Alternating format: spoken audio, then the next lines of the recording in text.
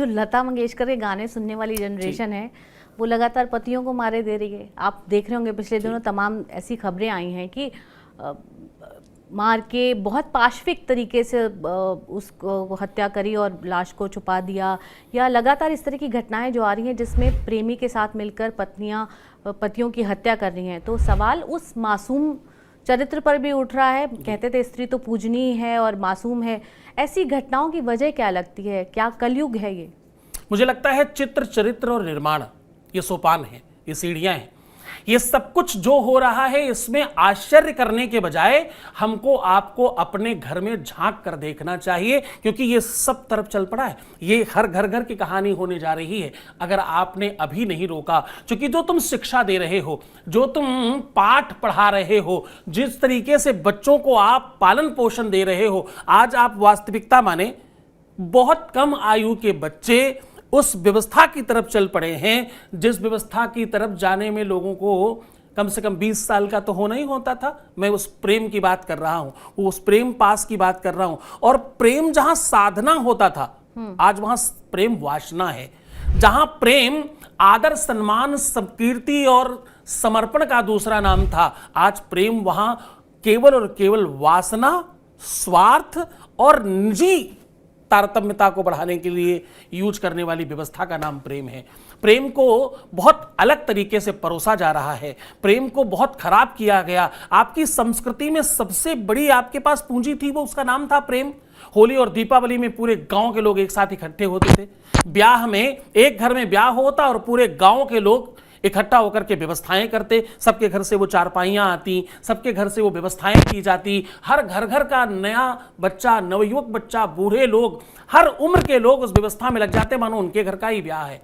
ये जो सौहार्द है ना, ये जो प्रेम है ना, इस वात्सल्यता की व्यवस्था से हमें अपने को फिर से जोड़ना होगा।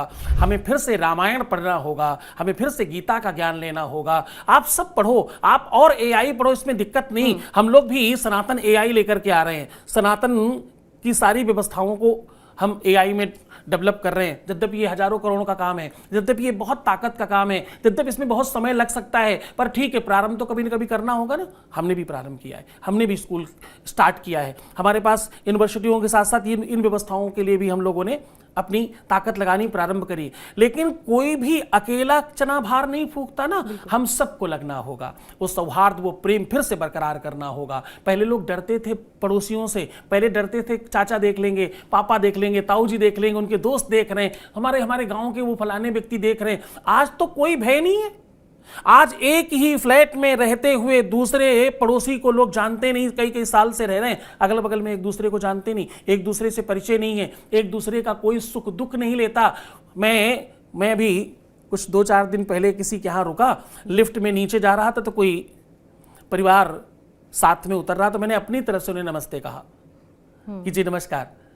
उन्होंने मेरी तरफ देखा और मुझे ऊपर से नीचे तक देखा और उसके बाद मुंह घुमा लिया। तो ये कौन सा भारत है? ये किधर की तरफ हम जा रहे हैं? ये क्या करने जा रहे हैं? सख पतंग जलता है लेकिन संग संग दीपक जलता है और दोनों ओर प्रेम पलता है। उस प्रेम की व्यवस्था में अगर हम आगे नहीं बढ़े, प्रेम को फिर से हमने पनपाया नहीं, तो ये जो हम लोग देख रहे हैं ना न्यूज, हर तरफ आपको एक नई न्यूज दिखाई पड़ेगी। और ये सौहार्द नहीं है।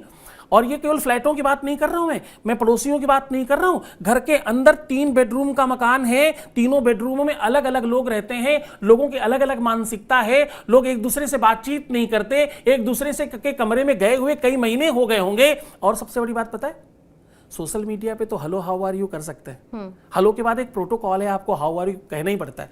हेलो हाउ आर यू, कैसे हो? पर घर में अपने ही लोगों से पूछे हुए, न जाने कितने वर्ष हो गए होंगे, पूछा नहीं होगा कि तुम कैसे।